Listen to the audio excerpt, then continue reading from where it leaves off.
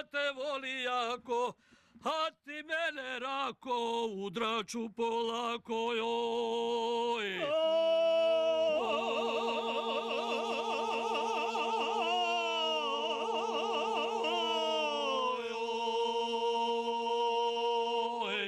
Jest ja. Oj,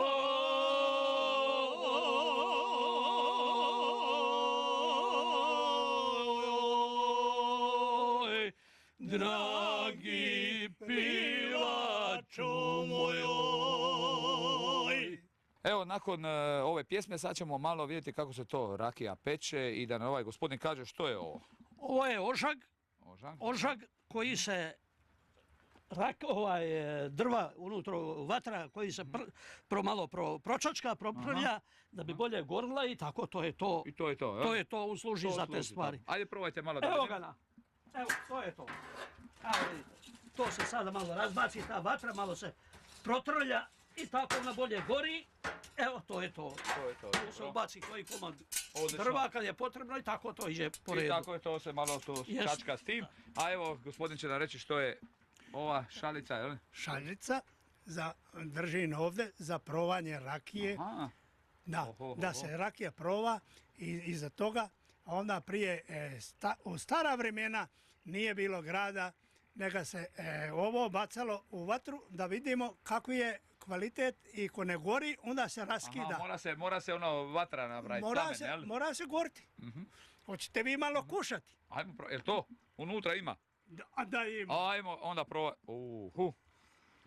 Nemojte mi zamjeriti, dragi gledatelji, ako posle ovoga bude malo veseliji.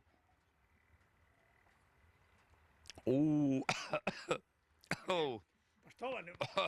Nisam baš navikan na Dobro, sad dobro. Pogledajte, kad je bacim kako će, pogledaj. To je meni sada pravilo ovdje unutra.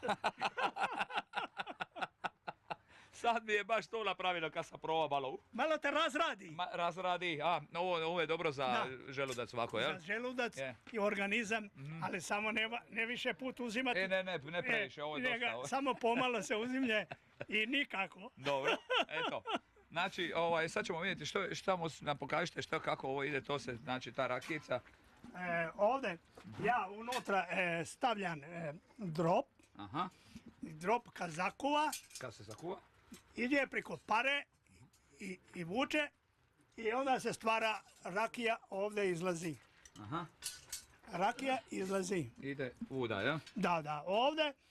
Kad ona baci ovi sić, onda je izlivan unutra i stavljam i opet i onda je grad metne. A čekajte, zašto je ovo pokriveno ovako što? Da ne pada smrad unutra. Na krpi nek ostaje, rakija čista iđe unutra. Čista rakija ide unutra, ja? Da. Evo vidite.